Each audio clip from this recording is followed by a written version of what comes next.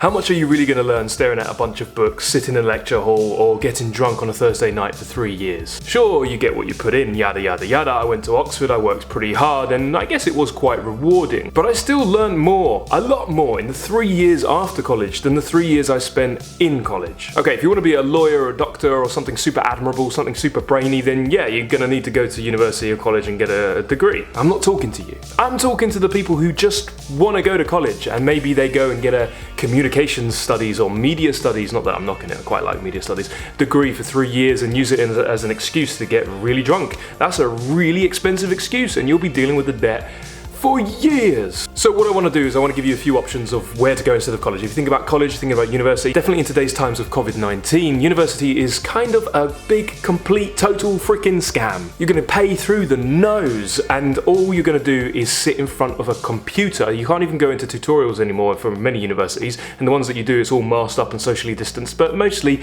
you're paying through the nose to go and sit in front of a freaking computer in your house and get brainwashed. It was something like, 20% of students set to enroll in Harvard next year pulled out, which tells me that there are very discerning, smart parents behind those children, and the number will probably jump up when people see that significant number. So I think a lot of people are realizing that university is somewhat of a scam. University is just a road to nowhere. Today you'd be way better served by doing one of the 10 things I'm going to talk about in this video. Let's get into them. So my number one recommendation is exactly what I did when I graduated from university, and that is to travel. Go travel the world. Instead of taking that 50k or whatever the hell you're going to be spending and getting yourself into debt for and paying off for the rest of your life, go travel around the world. I went to Japan after I graduated and I learned so much. I learned about social harmony, I learned about gratitude, I learned about seeing the world through different lenses and paradigms and different cultures. I learned Japanese itself, which was really rewarding. I learned about world-class customer service. I worked as a teacher and I had to build myself up and I had to build a little client base and I had to learn how to deliver excellent customer service, which is very rewarding for someone who later went on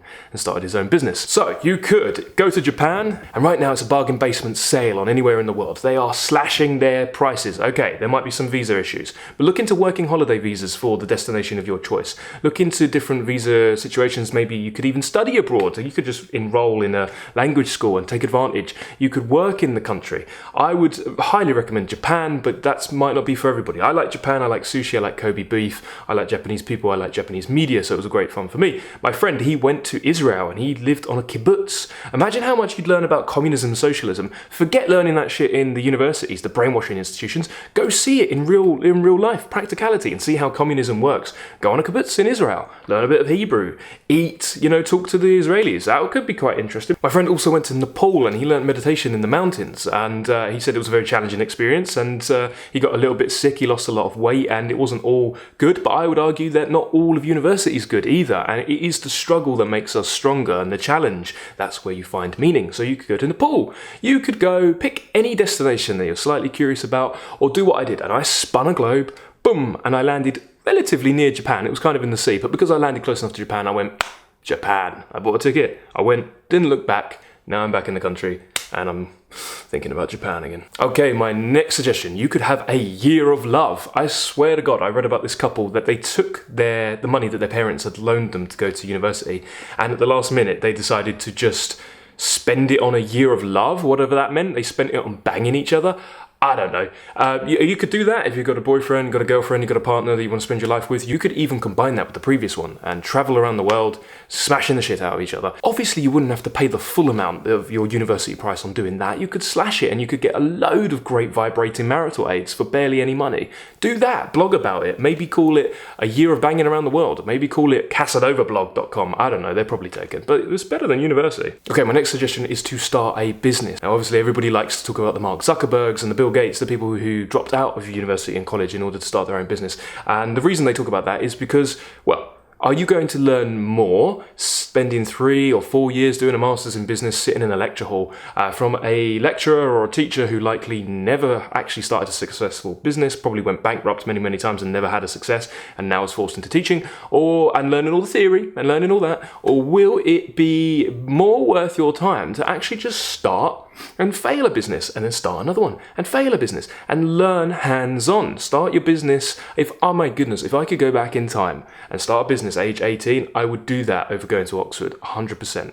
I really would. You might even want to drop out before your A-levels and GCSEs. I'm not saying to do that. I'm just saying if you've got if you've got the business acumen, you've got the street smarts, you've got the potential for finding value and delivering it and presenting a nice customer experience, that will probably be more worth your time. Again, take the money that you'd invest or go into debt for university and put a small portion of that into trying to make you money. Start some side hustles, start a few little businesses, crash and burn, but hey, you're young enough, you don't have any dependents probably. It's a good time to start, and you'll thank yourself later when you're older. Okay, my next suggestion is to volunteer. Now, the thing I don't like about university is that you end up being really selfish. It's a very self-indulgent time of your life, and that might just be because of your age. But imagine if you went and took the most traditionally self-indulgent time of your life, the most selfish time, and learnt to be selfless. You could read to sick kids, you could volunteer for the elderly, you could start your own foundation or join a new one and get some volunteer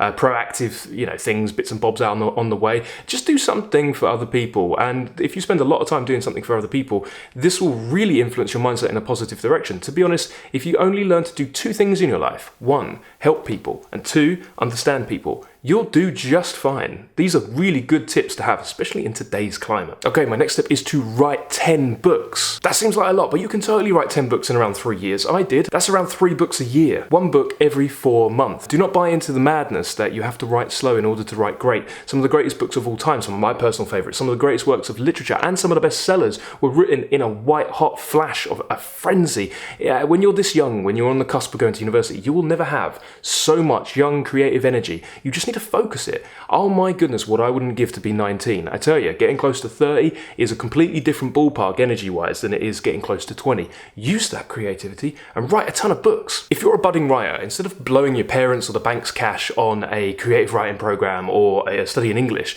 you could create your own writing syllabus and teach yourself. Masterclass is really affordable, and you have some of the greatest writers on the planet: Margaret Atwood, Joyce Carol Oates, David Mamet, Aaron Sorkin. Create your own syllabus and take the cash that you would have blown on a university education and invest in covers, book covers, invest in learning how to self-publish, invest in bringing your writing up, invest in marketing costs, invest in editing services. You could totally write a ton of books this year and publish them and start getting a bit of trickle of cash coming through. But you might want to pair this one with one of the other tips because you need things to write about. Imagine if you volunteered for a year and you wrote about your experiences across 3 books, things about empathy, things about virtue, that sort of thing. That would be really interesting. My next tip is to freelance. Learn to hustle and work for yourself. Okay, it might be a bit daunting just to start your own business, but you can totally sign up to one of the most popular freelance sites and start giving value to people. Everybody can do something. Everybody has a hustle. Everybody has a skill. And if you don't, you can build skills. And so when I started freelancing, again, I was fresh out of college, I had to freelance in order to support my living and my travel expenses. I learned how to negotiate for prices. I learned the worth of my time and value. I learned how to give value, how to package it, make it look appealing, and also deliver a good end product. I learned how to communicate effectively. I learned how to make money. That's super important. I learned how to spot scammers. Okay, I got cheated out of some stuff quite a few times. That's a good value lesson to learn up from. Instead of dropping 50 grand on communications, why don't you start raking it in for yourself by freelancing? Okay, my next tip is to become a YouTube sensation. Do you know how long it took PewDiePie to make $7.4 million? 5 years. Okay, so there was a lot of luck involved, but what PewDiePie actually did, he quit college and he decided to turn the screen on when he was doing his gameplay. He did a lot of content, he learned really quickly, he learned how to make professional looking content or a compelling and appealing content for his demographic, and he just did an onslaught of videos, and then he took advantage of exponential and compounding interest. So he would have had not that many followers the first year, and then it would have gone the moment he hit a sort of inflection point, and now I think he's got the most YouTube followers on the planet. I'm not saying you're going to be the next PewDiePie, but hey, why use narrow terms to define yourself? You very well could. What is your subject of expertise? What is your passion? What is something that you could sit in front of a camera for and talk about all day long? You could do that instead of college. Okay, my next tip is to enter the fight game. Instead of spending the next 3 years in a boring lecture hall, why don't you take 10,000 hooks to the jaw? You could take a bunch of martial arts and become a total badass. The term badass is super overplayed these days. No, you're not a badass in your middle management career, but you can become a badass. Do you know who's badass? Navy SEALs. Do you know who's badass? Steven Seagal. Aikido. those people are badass. If it was me, I would choose from a combination of BJJ, that's Brazilian Jiu-Jitsu, boxing, Krav Maga, maybe kickboxing as well. Again, you could combine this with the travel one. You could go to Thailand. Thailand's very cost effective. Go live in Chiang Mai. I lived in Chiang Mai. Go learn to kickbox and then hang out with monks in the evening and eat really cheap pad thai. That'd be pretty awesome. You'll learn how to deal with a broken nose, get in great shape, and protect your loved ones and yourself. Very valuable stuff. Okay, my next tip is to take an apprenticeship. We have lost the art of apprenticeships. School used to culminate in an apprenticeship, and I think if we're going to revolutionise the educational system, somewhere from the age of 13 to 16, there needs to be a minimum 6-month apprenticeship and sort of digging into what your vocation is, what's your true calling. People balk at working for free, but those same people will spend through the nose for a piece of paper and to sit in college when they'll learn a bunch of facts that they'll forget the moment they graduate. You will get so much out of working for somebody successful. Follow them around, take notes, try to be super helpful, pretend that you're actually getting paid tons of money. Now, here's the thing. Successful people, I get people all the time saying they want to work for me. Actually, successful people don't want people working for them for free sometimes, because you get a lot of shit kickers, you get a lot of sort of energy drains and vampires and stuff like that. If you want to show someone that you're really serious, and I can't remember where I got this tip from.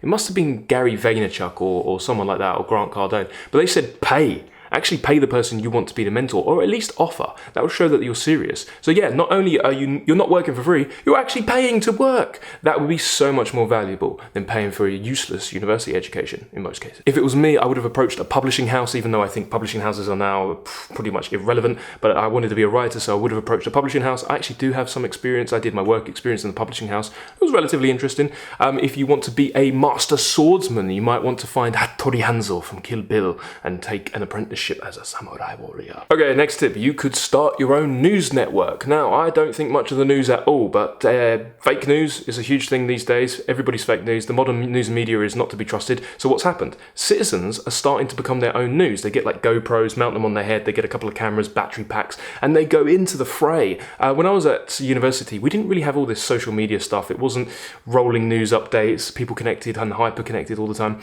But I was super interested in the idea of being a war correspondent and going to war-torn places in Somalia, Iraq, Afghanistan, and going on the ground and reporting it. I thought that would be exhilarating. People can do that now, freelance, off their own back, and make some money, get some views. You just got to find where the chaos is and go into it and do compelling, hopefully neutral reporting. If you're going to go this route, I'd ask you to try and present something respectable and try and get journalism back to the state of respect it used to be in. Sounds hard, but remember that Richard Branson started Virgin by simply calling up Boeing and asking if they had a spare jet lying around. Sometimes it really is that simple. So I hope those tips get your juices flowing a little bit, give you some ideas. The thing is, experience is the best teacher. You'll learn so much from actual practical hands-on experience with your own skin in the game. So college doesn't teach you that. You don't really get experience in college. All you do is theory and alcohol. So yes, if you're thinking, should I go to college? The answer is probably no. If you are meant to go to college, you won't question it, you'll just go and that'll be your path. But if you're thinking, is it worth me going to college? Try to think of a few other possibilities for you to do instead. Thank you for watching. I hope you found this video useful. If you did, I'd really appreciate it if you hit the like button and subscribe, because that tells me to keep making more content. Have a lovely day and don't go to college.